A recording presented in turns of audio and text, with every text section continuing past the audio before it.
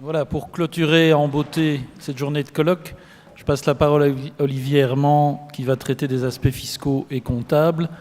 Olivier est maître de conférence à l'UCL et membre de la chaire PESC. Bonsoir tout le monde. On a gardé la meilleure pour la fin, la fiscalité, mais tu remarqueras, cher Pierre, que beaucoup de tes collègues et confrères apparemment aiment la fiscalité puisque la salle est encore relativement complète. Voilà. Donc aujourd'hui, en effet, je clôture cette journée d'études avec les aspects comptables et fiscaux, je dirais avec un focus quand même sur la problématique de l'impôt des sociétés, car il y a encore d'autres problèmes fiscaux, et Pierre l'a d'ailleurs mentionné à juste titre, il y a pas mal de législations en matière régionale qui vont entrer en ligne de compte, mais je suis vraiment ici en terrain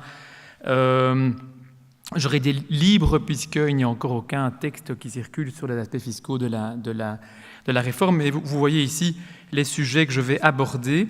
Mais je voudrais commencer avec une petite introduction qui fait également en guise de rappel de principes de base. Et vous allez évidemment identifier des recoupements avec pas mal des présentations d'aujourd'hui. Il ne faut pas oublier que le droit fiscal est une des matières juridiques qui est à la croisée de toutes les autres matières. Et donc, à défaut de dispositions spécifiques ici dans le Code des impôts sur les revenus, mais de manière générale dans la législation fiscale, eh bien, tout fiscaliste recherche la définition ou sa signification dans les autres branches du droit. Et évidemment, il va de soi qu'en matière de droit des sociétés, c'est une des matières principales qui influence, bien entendu, la législation fiscale. C'est encore pire, si je puis me permettre, en matière de droit comptable, puisque là, on est dans les chiffres, et la comptabilité, évidemment, sert de base, c'est la base de départ pour la détermination de la base imposable, certainement, évidemment, à l'impôt des sociétés. Donc, conclusion de tout ça, dès que l'on va changer quoi que ce soit, notamment dans ces deux matières, il est évident que les répercussions peuvent être parfois dramatiques, parfois positives, parfois négatives, dépendant du sujet, mais qu'il est évident qu'on ne peut pas opérer la réforme de ce Code des sociétés sans avoir voté, ou voté en tout cas en parallèle également les textes fiscaux. Ce serait de la pure folie, je peux vous le dire. Et comme vous le savez, à l'heure actuelle, la réforme n'envisage pas du tout les conséquences ni comptables ni fiscales de ce qu'il y a sur la table. Pierre ou Marc l'a mentionné tout à l'heure, il y a un travail qui est en cours de rédaction d'un avant-projet de loi, mais je pense pouvoir dire que les travaux ont démarré, mais qu'il n'y a pas encore vraiment de texte concret qui circule. Résultat, il y a encore beaucoup de travail sur la table du côté des fiscalistes. Alors évidemment, d'une manière générale, et peut-être qu'on pourrait souhaiter que ce principe soit inscrit quelque part, ça ne pourrait être l'intention de la réforme du Code des sociétés et des associations, ni de créer des frottements fiscaux à l'occasion des changements, je reste très conceptuel, ni évidemment d'être source de nouveaux faits générateurs avec et impacts fiscaux. Ce n'est pas l'intention de cette réforme. Ça pourrait être l'intention d'un travail parallèle budgétaire, le cas échéant éventuellement, mais ça ne pourrait pas être en tout cas une des conséquences directes ou indirectes de cette réforme. Alors, plongeons dans le vif du sujet. Le premier sujet, évidemment, que je voudrais aborder, c'est ce fameux capital qui disparaît dans les SRL. Et là, comme tout le monde, j'ai évidemment lu la version 1, et j'ai vu la version 1 avec des lunettes de fiscaliste, et à chaque paragraphe que j'ai lu, je me suis dit, tiens, au fond, est-ce que ça a un impact fiscal? Oui, non. Et donc j'ai commencé à mettre des petits post-it dans ma version. Et s'agissant du capital, j'ai pointé les sujets suivants qui immédiatement font réagir un fiscaliste. D'abord, la suppression du capital, ça, on l'a déjà dit. Ensuite, cette nouvelle conception du concept de patrimoine qui adopte une approche plus réaliste et plus économique. L'idée que toute distribution à l'actionnaire constitue une distribution partielle du patrimoine. On ne sait toujours pas très bien ce qu'est le patrimoine et comment il va être ventilé, mais c'est une distribution partielle du patrimoine. Et je reviens après dans les détails. La possibilité de faire des apports en industrie qui se libèrent graduellement. Donc, j'y reviens. la possibilité de sortie d'un associé à l'instar des sociétés coopératives, la mise en avant de l'emprunt subordonné, alors bon, ça c'est rien de nouveau, on les connaissait déjà avant, mais la mise en avant quand même de l'emprunt subordonné comme moyen financier pouvant notamment être pris en compte dans l'établissement du plan financier auquel Pierre a fait référence tout à l'heure. Et alors cette nouvelle sanction de remboursement d'un dividende également. Alors ça, ce sont autant de sujets qui soulèvent potentiellement des discussions d'un point de vue fiscal. Alors je vais rentrer dans plus de détails maintenant. Ici, vous avez un petit tableau. Pour un fiscaliste, assez simple. Le dessus du passif, capital, prime d'émission, c'est généralement un monde défiscalisé. Je vais y revenir. Ce qui commence à venir en dessous est généralement un monde fiscalisé. Il peut être exonéré, il peut être taxé, ça c'est pas la discussion, mais c'est un monde qui est fiscalisé. Je fais exception évidemment à la problématique de l'incorporation de réserves dans le capital, mais ça c'est généralement une vue assez basique des choses, mais c'est comme ça. Alors évidemment, on supprime les deux premières lignes, il va nous rester en tout cas certainement celles qui sont en dessous, mais qu'est-ce qui va venir en plus au niveau comptable? Quel va être le traitement comptable qui va être réservé aux nouveaux apports en patrimoine? Ça c'est évidemment une question qui est essentielle en matière fiscale. Ce qu'il faut savoir, c'est que d'une manière générale, la fiscalité c'est assez simple, on va vouloir taxer une augmentation fondamentalement du patrimoine de la société. Et il découle de ça que lorsque l'on fait un apport en capital, en numéraire ou en nature, il découle de cela que généralement, au moment de l'apport, ça n'a pas de conséquences fiscales particulières. On oublie les droits d'apport qui existaient auparavant. De toute façon, il s'agissait d'une taxe indirecte, mais en impôt direct, on ne va pas taxer un apport et on ne va pas non plus généralement taxer un remboursement ou, disons, un retour de cet apport à l'actionnaire. L'idée est en fait de taxer, quelque part, le fait de faire fructifier ce capital. Tout d'abord, pour commencer. Deuxièmement, ce qui est capital, c'est que en fiscalité, on est très méfiant généralement, et donc on a toujours voulu éviter de déguiser ce remboursement de capital, en principe fiscalement neutre, de déguiser un remboursement de réserve, potentiellement cette fois-ci taxable. C'est pourquoi on est très habitué en tant que fiscaliste de voir de nombreuses références au Code des sociétés, et notamment un remboursement de capital n'est un remboursement de capital fiscalement bon, comme on dit dans le jargon, que si celui-ci a respecté les conditions de remboursement prévues par le Code des sociétés, puisqu'on ne voudrait pas que l'on déguise un remboursement de réserve.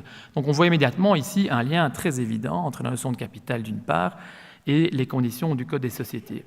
Eh bien, c'est très simple. Aujourd'hui, si cette réforme devait passer et qu'on ne modifie pas le Code des impôts sur les revenus, je crains que toute distribution de patrimoine serait en fait équivalente à un dividende aujourd'hui.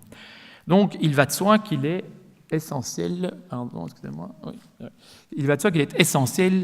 revenir sur la définition fiscale du capital qui disparaît et de prévoir une assimilation des apports en patrimoine, au capital libéré tel qu'on le connaît jusqu'à présent. Il faut aussi savoir que le sujet du capital en fiscalité est un sujet qui est d'actualité. Il y a un an, une mesure a été votée pour éviter ce que l'on appelle entre fiscalistes un step-up en valeur. Donc l'idée, c'est je suis actionnaire d'une société A qui a pris en valeur des réserves des fonds propres pour 100, mais elle vaut 250, et je l'apporte à ma propre société B, qui devient par l'apport ma société, et j'ai des titres pour une valeur de 250 en main, et donc en fait j'ai créé du capital libéré pour 250. Il ne faut pas faire le petit dessin, ceci permet évidemment de capitaliser mon goodwill et de le défiscaliser totalement dans le chef des personnes physiques. Je précise quand même que ce genre de montage était totalement confirmé par le SDA, donc la commission du ruling en langage courant. Il y a un an, le législateur fiscal trouvait ça un peu fort de café et a pris une mesure et a estimé que dorénavant, ce bon capital dont je viens de vous parler n'était plus de bon capital. Donc on voit évidemment ici que la notion de capital est un sujet qui, en fiscalité, est très important de par son caractère en principe neutre. Une deuxième mesure vient de passer maintenant en fin décembre, et cette mesure, elle dit très simplement désolé, mais lorsque vous remboursez du capital, vous allez être également obligé fiscalement de rembourser des réserves, parce que toujours rembourser du capital sans aucune fiscalité, ça ne nous arrange pas. On va également vous imposer une distribution proportionnelle des réserves. Je ne vais pas rentrer dans le détail ici, évidemment. Typiquement, ce genre de mesures vont devoir être réaménagées complètement de nouveau par rapport à cette nouvelle notion de patrimoine dont on a parlé. Par ailleurs, ce que les fiscalistes aiment bien, c'est l'ordre d'imputation.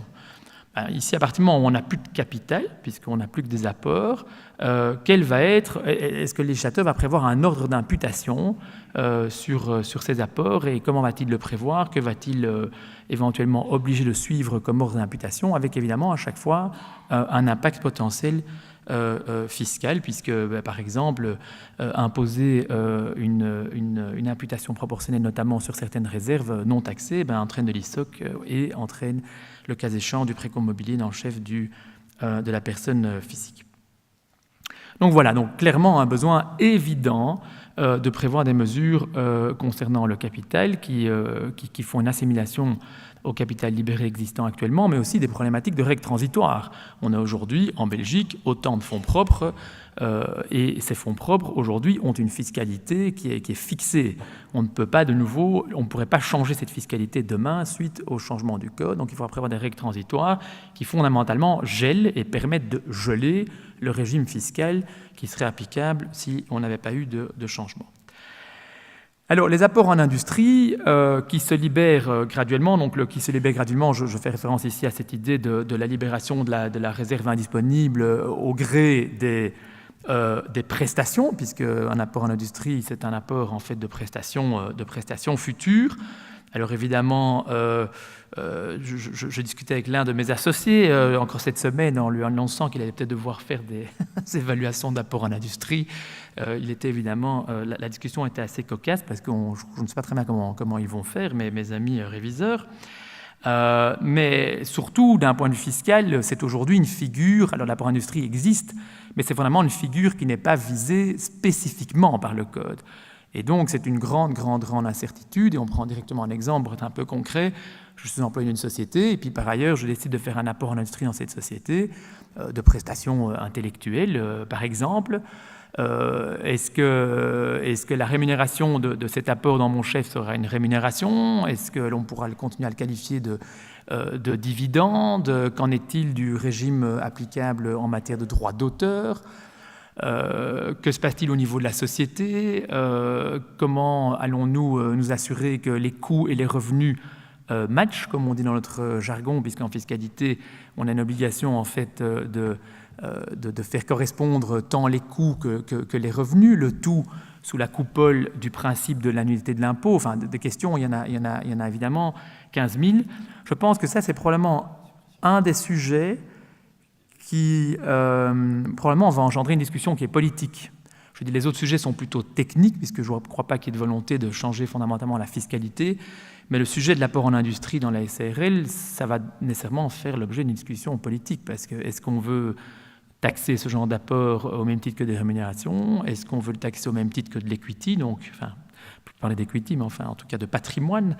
Je n'ai pas la réponse évidemment à cette question, et alors je n'ose même pas me prononcer sur l'aspect TVA d'un tel montage, bien entendu. Ça m'a traversé l'esprit, mais je m'en suis rapidement débarrassé.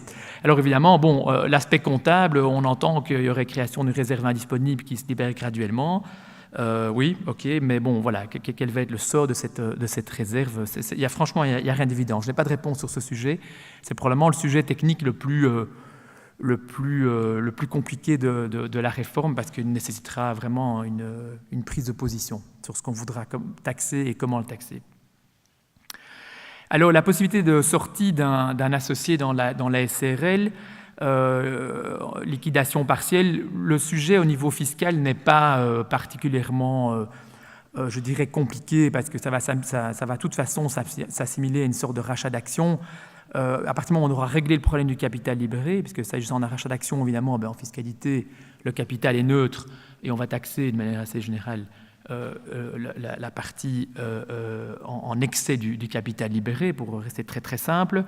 Donc une fois qu'on aura réglé le problème du capital libéré devenu patrimoine, le sujet sera simple. Par contre, je reviens sur tous ces nouveaux domaines. Je ne sais plus, Pierre, quelle expression tu as utilisé, mais enfin ces domaines de liberté ou ces champs de liberté. Je crois que la fiscalité sera probablement un des facteurs qui va évidemment fondamentalement restreindre cette nouvelle liberté contractuelle, parce que la tantine de tout à l'heure, alors je ne suis évidemment pas spécialisé en droit d'enregistrement, en droit de donation, mais je pourrais quand même y voir des questions de donation indirecte et autres.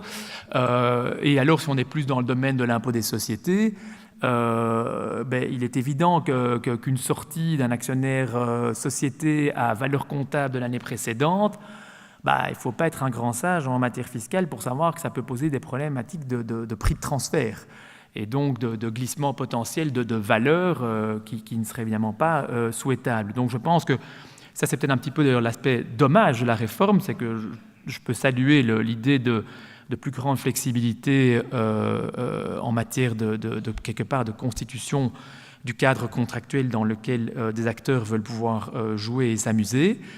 Mais la fiscalité, en fait, va être un sérieux frein à cette liberté, certainement tout ce qui va évidemment concerner les aspects patrimoniaux directement liés aux droits sur les titres. Alors, cette mise en avant, le terme mise en avant est peut-être un petit peu exagéré, de l'emprunt subordonné comme moyen de financement. En effet, là, je dirais d'un point de vue juridique, il n'y a pas grand-chose de nouveau fondamentalement. Mais ce qu'il faut savoir, c'est que, évidemment, comme vous le savez, un financement par dette d'une société conduit à un élément déductible et généralement taxable dans le chef du prêteur. Un financement par patrimoine, plus par capital, par patrimoine, génère plutôt un revenu qui est taxable dans le chef de la société et, en général, des règles d'exonération dans le chef d'un actionnaire société et une taxation à l'IPP au titre de précompte mobilier. Donc, c'est déductibilité versus taxation. Donc, évidemment, on peut avoir tendance à vouloir financer, certainement dans le cadre de PME détenues par des personnes physiques, on peut avoir tendance à vouloir financer par dette. Mais ce qu'il faut savoir, c'est que le fisc, évidemment, a une grande méfiance du financement par dette et en témoigne notamment cette mesure fiscale qui requalifie des intérêts en dividendes lorsque certains seuils sont dépassés et certaines conditions réunies. Je vous passe le détail à ce stade-ci, parce qu'évidemment, précisément, on veut éviter l'idée de diminuer la base imposable de la société. Donc, je crains malheureusement que cet enthousiasme que l'on donne, notamment dans le cadre du plan financier, à l'utilisation d'emprunts subordonnés, ne soit malheureusement pas aujourd'hui, en tout cas dans l'état actuel de la législation, ne remporte pas énormément de succès. Maintenant, ce qui est intéressant, est-ce qu'on n'est pas en train de prendre une direction où on commence à reconnaître du quasi-capital et est-ce qu'il n'y aurait pas une volonté politique ici, éventuellement, de favoriser un emprunt subordonné et de lui appliquer un régime qui serait similaire à un régime d'investissement en actions, pourquoi pas, encore une fois ici, une discussion politique à mener.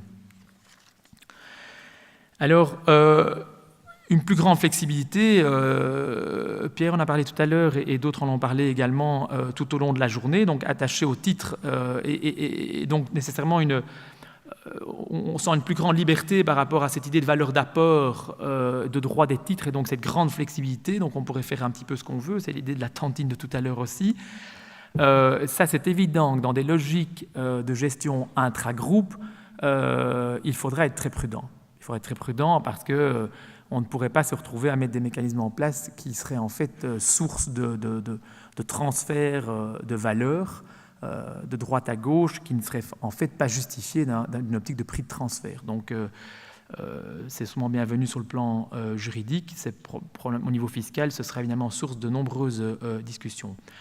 La sanction de remboursement d'un dividende qui aurait été distribué en méconnaissance des tests d'actifs nets et de liquidité, oui, c'est pas compliqué. Je veux dire, un dividende qui est distribué, il a été taxé dans le chef de la société distribuante, il a été éventuellement exonéré dans son actionnaire, ou il a par exemple été soumis au précompte mobilier dans le chef de l'actionnaire.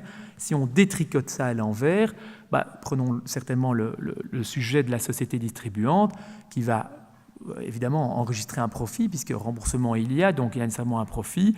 Aujourd'hui, le Code des impôts sur les revenus ne prévoit rien par rapport à cette situation, et donc il serait bon d'avoir des dispositions spécifiques, par exemple, qui prévoient dans ce cas-ci que le remboursement d'un dividende effectif et comptabilisé en compte de résultat donne lieu à une réserve, par exemple, taxée, pour dire quelque chose. Donc il y a multiples idées là derrière, mais il va falloir prévoir dans le Code des impôts sur les revenus toutes les hypothèses liées à ce type de remboursement pour éviter évidemment des aspects de double taxation non désireux.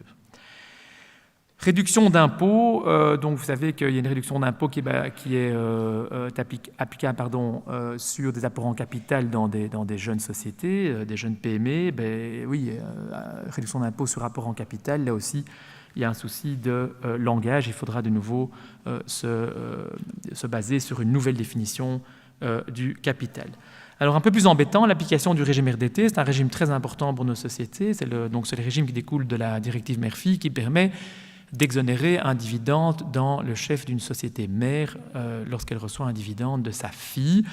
Il y a un seuil de participation pour pouvoir en bénéficier, et ce seuil de participation est double, il est soit de 10% dans le capital, donc on se retrouve de nouveau avec ces problématiques de capital, soit d'une valeur de 2,5 millions d'investissement. Donc là aussi, de nouveau, des choses qui devront être précisées. Je suppose que déjà là où j'en suis, vous comprendrez aisément que sortir une réforme sur le Code des sociétés sans avoir toiletté tous ces aspects-là dans le Code des impôts sur les revenus serait source d'insécurité juridique gigantesque. Et donc, franchement, l'objectif de simplification poursuivi d'un point de vue juridique serait tout simplement, littéralement, sapé, notamment par ces aspects fiscaux.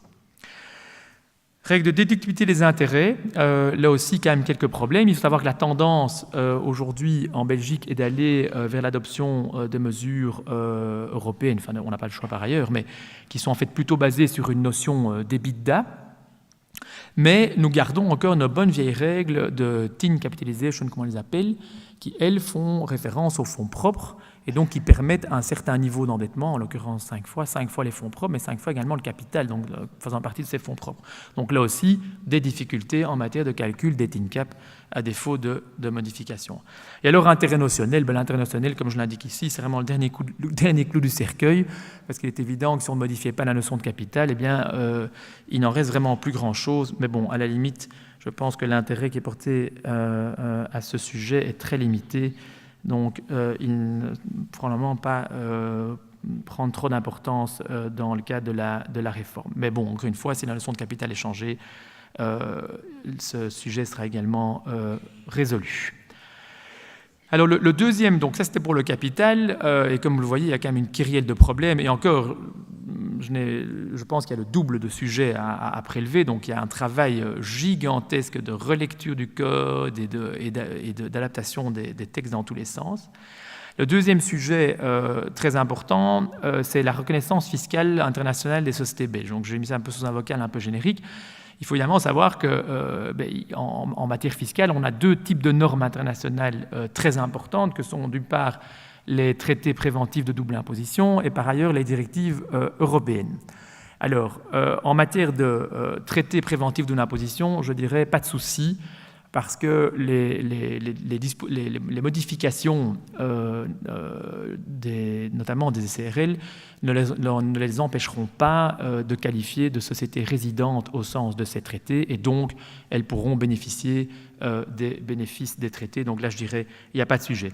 Par contre, c'est plus embêtant en ce qui concerne les directives européennes, une bonne et une mauvaise nouvelle. Une bonne nouvelle pour la directive Murphy, qui prévoit dans son annexe que toute société, je n'ai plus le terme exact, constituée conformément au droit belge peut bénéficier de la directive Murphy, ce qui est vraiment très important pour l'exportation de nos sociétés belges. Par contre, une mauvaise nouvelle, il y a la directive Intérêt Royalties, qui est le pendant de la directive Murphy, donc qui prévoit une exonération de retenue à la source sur tout ce qui est intérêts et redevances payés par une société à une autre. Donc le cas, par exemple, d'une société française qui paierait des royalties à une société belge.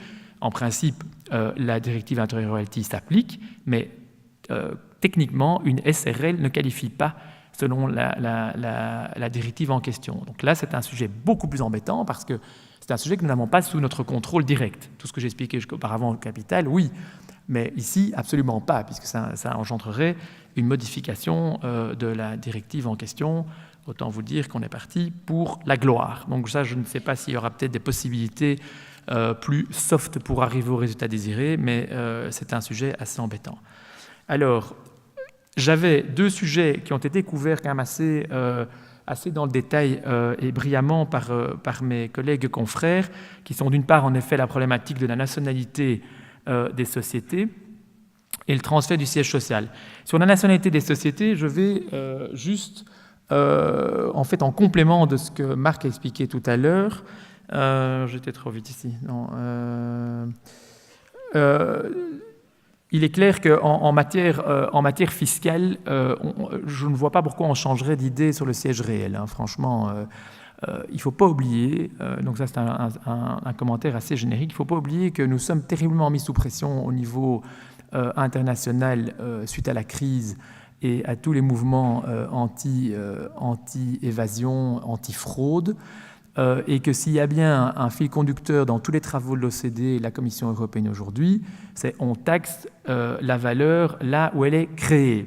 Et bon, il faut garder les choses simples. Elle est créée là où on a ses moyens, on est créée là où on a ses risques, etc., etc. Donc aujourd'hui, le chemin qui est pris sur le siège statutaire, je peux l'entendre au niveau juridique. Par contre, ça va complètement à contresens de tout ce que l'on veut atteindre comme résultat en matière fiscale. Donc on va de toute façon rester clairement sur l'idée du siège réel. Je ne vois pas très bien comment on pourrait faire autrement en fiscalité. Un tout petit point quand même, il faudrait éviter que ce soit de nouveau source d'insécurité juridique.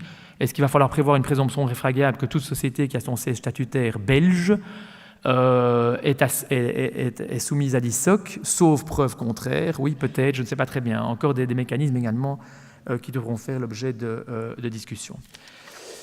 Sur le déplacement du siège à l'étranger, là je dirais, je n'ai pas grand-chose à rajouter. Je pense que les fiscalistes seront assez contents que d'une manière générale, l'environnement juridique soit mieux déterminé, car il reste quand même pas mal d'incertitudes en pratique.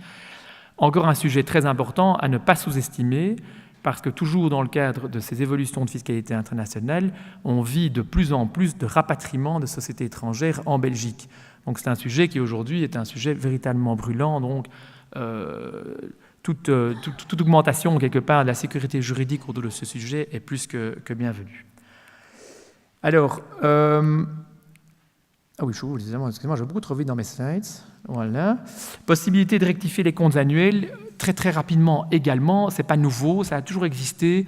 Là, j'ai un petit souhait, c'est que l'on modifie les règles fiscales en matière de procédure fiscale, de façon à prévoir que lorsqu'un contribuable est dans cette situation, donc de rectification de ses comptes, donc je rends ma déclaration fiscale sur base de mes comptes version A, j'ai un avertissement extrait de rôle et il se fait que j'utilise cette possibilité de modification.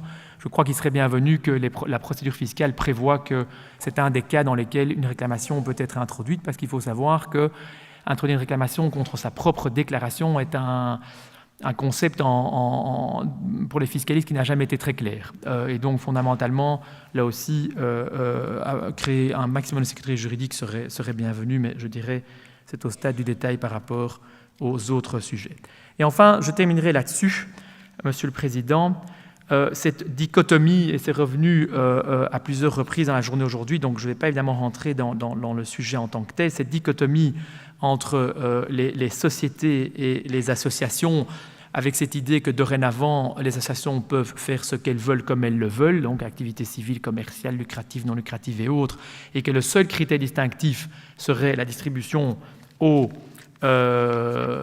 associés, membres, actionnaires ou autres. Fondamentalement, il faut savoir que, de nouveau, c'est exactement la même discussion que le siège réel, le siège statutaire. Nous ne sortirons pas en fait du fait que pour nous fiscalistes, ce qui va compter, c'est est-ce qu'on a une activité lucrative ou pas. La question de l'enrichissement ou pas de l'actionnaire, du membre, de l'associé, etc., est un des critères qui est parfois pris en compte par la jurisprudence dans le cadre de ces analyses-là, mais c'est évidemment pas un critère qui est décisif. Et je voudrais ajouter à cela, c'est un sujet qui est fortement d'actualité. On a eu l'exemple des intercommunales. Donc il faut savoir que depuis 2 ans, les intercommunales peuvent opter entre l'impôt des personnes morales ou l'impôt des sociétés. C'est évidemment un débat qui est politiquement absolument pas neutre du tout et qui vise énormément de secteurs en Belgique. On serait étonné du nombre d'entités qui sont soumises à l'impôt des personnes morales et pour lesquelles on peut franchement se poser des questions de l'application de l'IPM versus de l'impôt des sociétés. Alors je dirais, voilà, le droit des sociétés évolue sur ce sujet, mais il est clair que le sujet est loin d'être innocent ou est loin d'être neutre politiquement, mais encore une fois, on sent littéralement 2 directions littéralement opposées qui sont prises en droit des sociétés et en fiscalité.